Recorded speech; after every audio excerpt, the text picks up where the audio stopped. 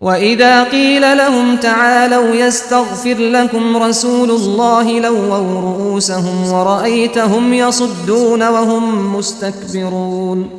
سواء عليهم أستغفرت لهم أم لم تستغفر لهم لن يغفر الله لهم إن الله لا يهدي القوم الفاسقين هم الذين يقولون لا تنفقوا على من عند رسول الله حتى ينفضوا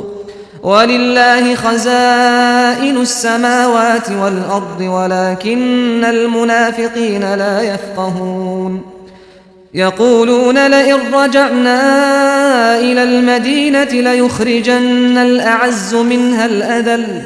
ولله العزة ولرسوله وللمؤمنين ولكن المنافقين لا يعلمون